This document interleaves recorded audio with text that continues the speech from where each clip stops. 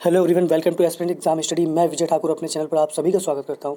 आज की हमारी क्लास जैसे कि देख सकते हैं, मुख्य सेविका भर्ती 2693 पोस्ट के लिए जो की गई है पिछले कुछ दिनों में, उसकी क्या अपडेट आई है कुछ दिनों में, वो मैं बताऊंगा आपको। और एक चीज़ बता दूं कि जो भी न्यूज़ होती है, जो अपडेट आता है मेरे पास, मैं वही बताता हूं। और जब तक कि वो सही ना हो पूरी तरीके से, मैं वीडियो नहीं बनाता। तो निश्चिंत रहें, जो भी आपको अगर न्यूज़ मिलेगी इसमें मेरे माध्यम से, वो ऑथेंटिक ही मिलेगी और फेक नहीं होगी वो। तो प्लीज़ चैनल पर तो सब्सक्राइब कर लीजिएगा, लाइक करिए, कमेंट करिए, शेयर करिए, वॉच करिए। तो चलिए आज की मैं अपनी क्लास स्टार्ट करता हूँ। सबसे पहला जो क्वेश्चन पिछले कुछ दिनों में जो पूछा गया है, मैं उसके बारे में बताऊंगा आज। तो पहला क्वेश्चन ये है कि क्या भर्ती में पैसा चल रहा है या भर्ती कैंसिल हो जाएगी। नो डाउट कि भर्ती में बहुत ज़्यादा धांधली हुई है और काफ़ी संख्या में लोग भी बैठे थे इसमें, सॉल्वर और नकल हुआ है, बिल्कुल हुआ है। लेकिन इसमें ये मान के चलिए भर्ती कैंसिल नहीं होगी। आपका ये पहला पॉइंट काट देते हैं कि भर्ती कैंसिल होगी, बिल्कुल नहीं होगी। यूपी सरकार में कोई भर्ती कैंसिल नहीं होती है, खासकर चाहे उसमें 100% नकल क्यों ना हो जाए। ये एक सरकार का नियम है। और भर्ती में क्या पैसा चल रहा है, तो भर्ती में पैसा जिनकी सेटिंग है वो अपनी लगाते ही हैं। ऐसा नहीं है कि बिल्कुल ही पैसा बिल्कुल नहीं चल रहा है। और जिनकी नहीं है, मान के चलिए 2693 पोस्ट है, तो उसमें जो सेटिंग लगाने वाले हैं वो भी मिले होंगे और जो मेहनत से आगे बढ़ने वाले हैं वो भी मिले होंगे। इसके बारे में मैं बिल्कुल इनकार नहीं कर सकता कि पैसा नहीं चल रहा है। हर भर्ती में पैसा चलता है, जो भी एग्ज़ाम होते हैं, तो पूरी संभावना है इसमें भी सेटिंग होगी लोगों की और इसमें भी चलेगा। तो ये रहा जो क्वेश्चन पूछा जा रहा था पिछले कुछ दिनों का, वो बता रहा हूँ मैं। उसके बाद में मेन चीज़ पे आता हूँ, जो डॉक्यूमेंट बारे में बहुत ज़्यादा चर्चाएं हो रही हैं कि डीवी में किन किन डॉक्यूमेंट की आवश्यकता होगी आपको, और ये डॉक्यूमेंट नहीं होंगे तो बाहर कर दिए जाएंगे। तो सबसे पहले मैं लेखपाल का ही उदाहरण लेता हूँ, जो रिसेंटली हो रहा है और वो मैंने भी दिया हुआ है। तो आपको मैं बताऊंगा कि उसमें कौन कौन से डीवी के रिलेटेड चल रहे हैं। और क्योंकि यूपी ट्रिपल एससी एग्ज़ाम करवाता है तो एक ही होगा। तो सबसे पहले चलिए मैं आपको प्रपत्र दिखाता हूँ। चलिए जैसे देख सकते हैं, ये एक प्रपत्र है जो एडमिट कार्ड है अभिलेख परीक्षण का, आपका डीवी का। जब आप स्टार्टिंग में डीवी कराने जाओगे यूपी ट्रिपल एससी भवन, तो आपको ये एडमिट कार्ड देख के एंट्री मिलती है। नहीं रहेगा तो आप दूसरे प्रपत्र दिखा सकते हो अपने, क्योंकि सभी पे रोल नंबर और वगैरह सब होता ही है। बट इसका एडमिट कार्ड, ये डीवी का है एडमिट कार्ड, तो दिक्कतें हो सकती हैं कुछ अगर आप नहीं दिखाओगे। तो चलिए मैं दिखाता हूँ। बाकी अभिलेख परीक्षण की बात करें, ये देखिए। उसके बाद ये मेरा ही है। तो अभिलेख परीक्षण पत्र के लिए आया था, जैसा कि देख सकते हैं क्या क्या है इसमें, ध्यान से देखिएगा। जो कि डीवी डेट थी, ये थी। उसके बाद 10 AM बुलाया गया था। उसके बाद वेबसाइट पर विचित्र आवेदन पत्र एक होता है, प्रमाणीकृत प्रपत्र होता है इसमें। ध्यान दीजिएगा, यही सब आप में भी कॉमन होगा क्योंकि यूपी ट्रिपल एससी का है आपसे ही। उसका देशना प्रपत्र होता है और उसके बाद आपको मार्क्स भरने होते हैं। ये मार्क्स भरने वाला है, फिर देशना खर्च। तो 4 प्रपत्र आपके ये मिलते हैं और एक एडमिट कार्ड प्रपत्र, वो मिला के। उसके बाद क्या क्या लगता है, ये देखिए नीचे लिखा हुआ है। ये होना चाहिए, अगर नहीं होगा तो भगा देते हैं डीवी से।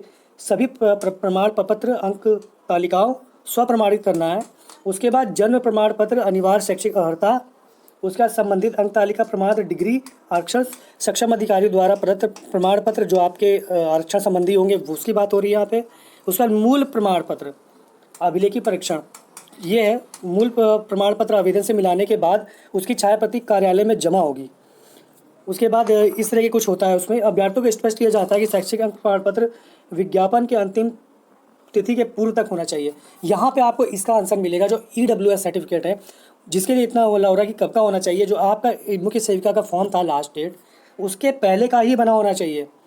इस बार लेखपाल डीवी में तो फिलहाल अलाउ कर दे रहे हैं EWS छोड़ के, ऐसे चाहे वो OBC हो चाहे अदर कैटेगरी हो दूसरी, उनका यही कहा जा रहा है कि आप अगर एक दिन पहले भी नया बनवा के ला रहे हो तो भी आपका चलेगा, बस आपका डेटा कंप्यूटर पे शो होना चाहिए।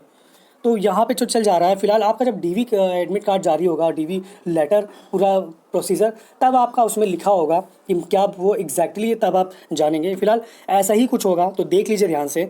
उसके बाद आपके यहाँ इसमें इंटर तक मांगा गया था, लेकिन आपका हो सकता है ग्रेजुएशन भी उसमें इंक्लूड होगा और उसके भी डॉक्यूमेंट आपको दिखाने होंगे। उसके बाद पासपोर्ट साइज़ की 2 फोटो लगती है, 3 लगती है, 1 चिपक जाती है फ़ोटो और 2 साथ में अटैच करके देनी पड़ती है। उसके बाद देख सकते हैं 5वां पॉइंट देख लीजिए। यदि आप पद की पात्रता शर्तें पूर्ण नहीं करते तो आयोग आपको निरस्त कर सकता है। उसके बाद देख लीजिए आगे क्या लिखा है कि आयोग 5वें पॉइंट में ही यह स्पष्ट किया जाता है कि आयोग अंक तालिका का सम्मिलित परीक्षाओं के मूल प्रमाण पत्र तथा डिग्री के स्थान पर मान्य नहीं समझते और केवल अंक तालिकाओं के आधार पर आपको संबंधित परीक्षाओं उत्तीर्ण नहीं माना जाएगा। जिन परीक्षाओं के परीक्षाफल हाल ही में प्रकाशित हुए हैं, परीक्षा संस्थान ने नियमित प्रमाण पत्र अर्थात डिग्री नहीं दिए हैं, वो तो आप प्रोविजनल सर्टिफिकेट मूल स्थान के स्थान पर दिखा सकते हो, आप कोई दिक्कत नहीं है। अभिलेख परीक्षा के समय सभी मूल अभिलेख प्रस्तुत न करने पर आयोग द्वारा अभ्यर्थियों का अभिलेख परीक्षण नहीं किया जाएगा। इसमें सीधा सा ये है कि आपने अगर पहले प्रोविज़नल जमा कर दिया था, उस समय मान लीजिए फॉर्म वॉर्म भराए गए थे, तब की बात बोल रहा हूँ मैं, उस समय भर दिया था। लेकिन जब आप परीक्षण के लिए जा रहे हो, छठा पॉइंट आप देख सकते हो, क्लियर लिखा है, परीक्षण के समय वांछित मूल्य अभिलेख प्रस्तुत ना करने पर आयोग द्वारा अभ्यर्थियों का परीक्षण नहीं किया जाएगा। डीवी में आपको करना ही है, नहीं है तो आप एफिडेविट बनवा के एक ले जाओगे। अभिलेख करते समय स्विच ऑफ की तो दूसरी बात है। तो ये है एक डीवी लेटर, जो कि जैसा कि देख लीजिए कैसा होता है, जो कि आपका आएगा ही आएगा इस तरह का। सिर्फ यहाँ पे लेखपाल के स्थान पे आपका मुख्य सेविका लिखा होगा, बाकी पूरा यही होगा। मैं आपको डॉक्यूमेंट की लिस्ट भी दिखा दूंगा, बता दूंगा अभी, जो आपको बनवाने ही बनवाने हैं। नहीं बनवाए तो प्लीज़ बनवा के रख लीजिए। खासकर मैरिड वुमेन, जो क्या कहते हैं, जिनका स्थायी निवास और ये सब सारी चीज़ें बनने में दिक्कत हो रही है, नहीं बन रही है। हर चीज़ पिता पक्ष की लगेगी, मैं आपको पहले ही बता दे रहा हूँ। मैरिड नॉन मैरिड जो भी हूँ, पिता पक्ष की लगेगी आप। और आप किसी के साथ जैसे लिविंग में या किसी अदर या किसी तरह की भी चीज़ें में रह रहे हो, तो भी आपके पिताजी की तरफ की ही चीज़ें लगेंगी। और उसको बनवा लीजिए अच्छे से, ताकि आपको दिक्कत ना हो। चलिए मैं आपको अदर प्रपत्र जल्दी से दिखा देता हूँ, पूरा भर के नहीं बताऊँगा ना दिखाऊँगा, बस देख लीजिए आप कि कैसा होता है। ये प्रपत्र पहला है, जल्दी से देखिएगा, इसी तरह कुछ होता है। 7 कागज़ होते हैं इसमें, देखिए एक पहला है ये। चलिए दूसरा देखते हैं, ये दूसरा आ जाता है। यहाँ पे देख लीजिए क्या है। हाई स्कूल, आप डीवी में तो लेखपाल के इंटरमीडिएट तक ही था, लेकिन आपसे स्नातक मांगा जाएगा क्योंकि वही आधार है। उसके बाद खेल कूद, ये सारी चीज़ें विवरण देनी होती है। पूर्व नियुक्तियों का विवरण जरूर दें, आप कुछ छुपाए ना। उसके बाद ये देखिए, उसके बाद ये प्रदत्त प्रमाण पत्र संख्या, अधिमानी पूछा गया है इसमें। अधिमानी में एनसीसी या फिर विशेषकर आपने कोई आर्मी से ट्रेनिंग ली हो या अदर एक्टिविटी वो होती है। उसके बाद हाँ ना बैंक ट्रांजेक्शन हो जाएगा आपका। उसके बाद घोषणा होती है। ये दूसरा प्रपत्र का है। भारतीय आपका देना होता है कि कहीं आप बाहर से तो नहीं आए हो। फिर देखिए ये आता है इस तरह के, और लास्ट में आपका भरने के लिए आएगा। तीसरा ये है, इसमें इंग्लिश हिंदी पूरा विवरण देना होता है। लास्ट में आपका मार्क्स भरने के लिए आता है। ये मार्क्स भरने का देख लीजिए, ये बहुत दिक्कतें होती है लोगों को। इंटरमीडिएट और सारे सब्जेक्ट अगर नहीं आ पाएँ तो आप छोटा छोटा करके इधर लिख सकते हो। और ये फॉर्म ज़रूरी नहीं कि आप किसी एक हिंदी में भरो या इंग्लिश में भरो। कोशिश यही करिए कि जहाँ इंग्लिश की ज़रूरत है वहीं इंग्लिश वर्ड लिखिए, बाकी पूरा हिंदी में भरिए। जैसे कि सब्जेक्ट में मान लीजिए हिंदी में लिखने में दिक्कत हो रही है, तो पूरा इंग्लिश में छाप दीजिए आप सब्जेक्ट। तो ये है प्रपत्र, जो कि आपके डीवी में लग सकते हैं, मुख्य सेविका में। मैंने इसका पूरा कंप्लीट वीडियो भी आप देख सकते हैं, इसका लेखपाल के लिए मैंने बना रखा है ऑलरेडी, प्रीवियस प्लेलिस्ट में जाके देख लीजिएगा। और लेखपाल डीवी प्रचार प्रपत्र कैसे भरें, एक एक पॉइंट बताया हुआ है मैंने। आपका ही कुछ ऐसे ही होगा। चलिए नेक्स्ट देखते हैं। चलिए नेक्स्ट बताता हूँ मैं आपको। डॉक्यूमेंट मैं बता दूंगा अभी कौन से ले लगेंगे आपके। उसके बाद प्लीज़ अगर आप पेट पे ध्यान लगाइए। पेट अगर ध्यान दे देंगे, 1 साल आपका अच्छा जाएगा। अगर पेट खराब गया ना, 1 सप्ताह के अंदर, 10 दिन के अंदर वाला, जो अब 28-29 को होने वाला है, अगर वो खराब गया तो 1 साल आपका खराब जाएगा। प्लीज़ सब छोड़ के जिसका डीवी होना होगा, डेट आएगी, रिजल्ट आएगा, आपने वो मेहनत कर चुके हैं तो उसका परिणाम आना है। अभी मेहनत करिए पेट के लिए, प्लीज़ पेट के लिए बहुत ध्यान दीजिए। ये बहुत ज़रूरी है इस बार के लिए। संख्या 20 लाख लोगों ने भरा है, आपके लिए एक अच्छी अपॉर्चुनिटी है कि आप 75 मार्क्स भी लाओगे तो आप लोअर पीसीएस के लिए लगभग क्वालिफाई होने की पात्रता रख लोगे। तो प्लीज़ एक अच्छी भर्तियाँ आने वाली 2023 में, बड़ी भर्ती है। प्लीज़ 2023 पेट पे ध्यान लगाइए, अच्छा होगा। उसके बाद रिवाइज आंसर की बात करें हम, देखिए मैंने पहले भी कहा है कि रिवाइज आंसर की में बहुत ज़्यादा कुछ चमत्कार होने की संभावना नहीं है कि आपके एकदम से संख्या बढ़ जाएगी या मार्क्स बढ़ जाएंगे।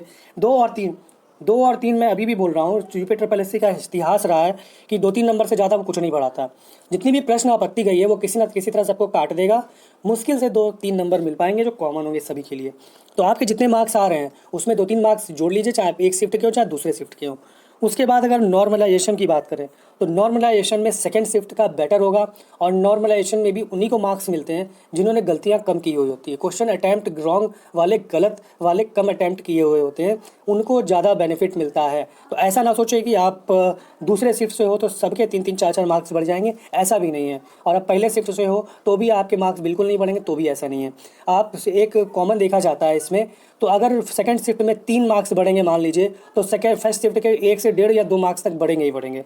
तो आप कुल मिला के चाहे आप किसी भी शिफ्ट से हो, अपने आप 4 से 5 मार्क्स आप बढ़ा के रखिए कि इतने बढ़ेंगे आपके। नॉर्मलाइजेशन से लेके प्रश्न आपत्ति तक की चीज़ें बता रहा हूँ मैं, लिख के रख लीजिए, ये होगी। और ऑथेंटिक चीज़ यही है कि एक चीज़ मैं और बता दूँ कि मुख्य सेविका से रिलेटेड डेली कोई अपडेट नहीं आता है, तो उन चैनलों से भी थोड़ा सा दूरी बना के रखिए जो डेली आज ये आ गया वो आ गया नहीं आ रहा है। आप खुद ही समझदार हो, अपना एनालिसिस खुद ही कर सकते हो। आपके जितने मार्क्स हैं आप उस पर कॉन्फिडेंट बना के रखो, आपका होगा। और फाइनल मैं बता दूँ, अगर मैं फाइनल रिजल्ट की बात करूं उसमें, तो देख लीजिए अगर आप 62 के ऊपर हैं, मुख्य सेविका का बता रहा हूं फाइनल रिजल्ट, डीवी के लिए नहीं बता रहा हूं मैं। मुख्य सेविका फाइनल रिजल्ट अगर जनरल कैटेगरी से आप 60-62 के ऊपर हो तो आप सेफ हो। आप देख लीजिए, मैं पहले ही बता दे रहा हूँ, बहुत लोग कह रहे हैं नहीं 58 जाएगी, 56 जाएगी, 55 जाएगी। मैं आपको पहले ही इसी गणना बताता हूँ। देख लीजिए कम से कम 700 लोग तो ऐसे होंगे ही होंगे जिनके 60 के ऊपर मार्क्स होंगे। 60 के ऊपर वाले 60, 700, 800 कुछ मिल ही जाएंगे। और 26-93 पोस्ट में 700 चला गया, 1900 के आसपास बचेगा, तो भी मेरिट कम नहीं जाएगी। आप इसकी मेरिट 62 से 65 मान के चलिए, 62 से 65 मान के चलिए, ऊपर ही जाएगी, नीचे नहीं जाएगी जनरल के लिए। और उसी के अकॉर्डिंग फिर एक एक दो दो नंबर आप कम कर लीजिए। आप सबसे पहले 65 लेके चलिए जनरल के लिए, जनरल के लिए 65 लेके चलिए। फाइनल के लिए बता रहा हूँ मैं, ये डीवी के लिए नहीं है। उसके बाद आप कैटेगरी है तो एक एक दो दो नंबर इसमें आप कम कर सकते हैं, बहुत ज़्यादा कम नहीं होगा। 65 ये है तो 63 मान के चलिए ओबीसी हो जाएगा। 62 तक आप ईडब्ल्यूएस 61-62 ईडब्ल्यूएस ले लीजिए। एससी में आपका 58 तक मिल सकता है, और 57 तक का भी। और एसटी में आपका अगर, क्योंकि मैंने पहले कहा है पोस्ट कम है तो इसके भी देखने वाली होगी कि एससी के आसपास ही जाएगा। पीएच कैंडिडेट को जब डीवी लेटर जारी करेंगे तो उस समय वो क्या नोटिस में देते हैं, ये देखने वाली बात होगी कि कितने को सम्मिलित किया जाता है। तो ये मुख्य सेविका से रिलेटेड आपका आज का था। चलिए मैं आपको आज डॉक्यूमेंट बता देता हूँ कि क्या लगेगा। और रिवाइज आंसर की आपकी नवंबर लास्ट तक आने की पूरी संभावना होगी, सॉरी स्टार्टिंग में। अभी पूरा अक्टूबर बचा है, फिर 15 दिन लगभग, और उसके बाद फिर नवंबर है।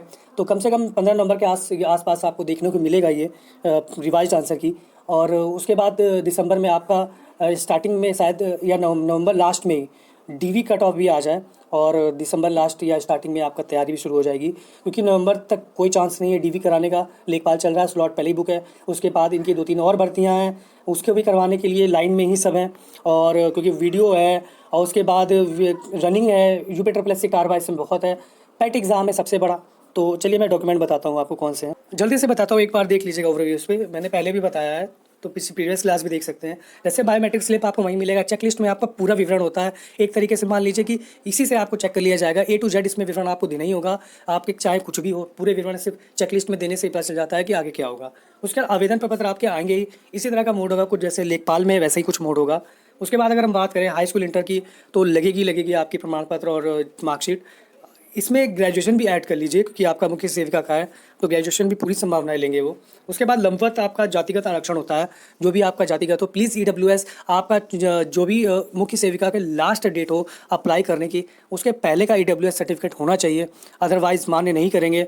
और देख लीजिएगा आपका कब का बना हुआ है, और जिसकी फाइनल चीज़ तभी पता चलेगी जब डीवी लेटर आएगा, वो कब से कब तक के लिए टाइमलाइन देंगे। अभी नेट पे बहुत चल रहा है कि इसकी इतना होना चाहिए, इतना होना चाहिए, तो इस समय रूमर्स पे इतना ध्यान मत दीजिए। बाकी अपनी पेट की तैयारी पे लगाइए, जो होना होगा वो होगा ही। उसके बाद अगर 36 आरक्षण की बात करें तो 36 आरक्षण हमारा आर्मी दिव्यांग भाईजनों के लिए होता है, और आर्मी से रिटायर्ड और उनके जो बच्चे होते हैं उनके लिए होता है। तो वहाँ भी अगर जैसे आर्मी वाले छोड़ के आ रहे हैं और इसमें डीवी करा रही हैं, सॉरी महिला, तो उनके लिए ये आरक्षण के लिए सर्टिफिकेट देना जरूरी होगा। उसके बाद निवास प्रमाण पत्र और जाति प्रमाण पत्र और ईडब्ल्यूएस आपके फादर का ही के तरफ का ही होना चाहिए, आपको ये मेंशन करना होगा वहाँ पे। और बहुत चीज़ इसमें, एक दो चीज़ और भी पूछी गई है जो मैं आपको बता दूं। जैसे इंटरकास्ट मैरिज हो गई है, कोई अगर मान लीजिए एससी में था, जनरल में चला गया, या जनरल से एससी में आ गया है, तो आपकी चीज़ें मैं बता दूं, आपका जाति प्रमाण पत्र जो भी लगेगा वो जो जनरल से किसी अदर में गया है तो वो पिताजी के तरफ का ही लगेगा, और या फिर कोई दूसरी जाति से, किसी दूसरी जाति में शादी हुई जिसकी, उसका भी पिताजी के तरफ का ही लगेगा। आपका करंट का नहीं लगेगा कि आप हस्बैंड साइड का लगा दो। तो इसके लिए अवेयर रहें, नहीं तो बनवा लीजिएगा, अभी टाइम है आपका। और नहीं बन रहा है तो लेखपाल से मिलिए, वो आपको सोल्यूशन ज़रूर बता देगा कुछ ना कुछ। और लेखपाल के हाथ में कुछ पकड़ा दीजिएगा, वो आराम से बना देगा आपका। ये मैं बढ़ावा नहीं दे रहा हूँ कि आप पैसे दीजिए कुछ भी, ये एक सिस्टम है जो बात से बन जाए तो अच्छी बात है, नहीं हो तो आपको कुछ तिकड़म बिगाड़ना पड़ेगा, अपना दिमाग लगाना ही पड़ेगा। हमें सर्टिफिकेट चाहिए, उसके लिए आपको क्या कहते हैं, भाड़ दौड़ करनी पड़ेगी। लेखपाल से मिलिए जाके, वो सोल्यूशन बताएगा। और आज के लिए इतना ही है। मिलते हैं नेक्स्ट वीडियो में बहुत जल्दी। अगर डीवी अपडेट कुछ भी आता है तो मैं आपको ज़रूर बताऊंगा। प्लीज़ और एक चीज़ मैं और बता दूं कि मुझे जो जिन सोर्स से जानकारी मिलती है मैं बिल्कुल सटीक बताने की कोशिश करता हूं उसके आसपास, और फेक नहीं बनाता। तो आप इसके लिए निश्चिंत रहें और चैनल पे बने रहिए। न्यूज़ सब्सक्राइब कर दीजिएगा। धन्यवाद।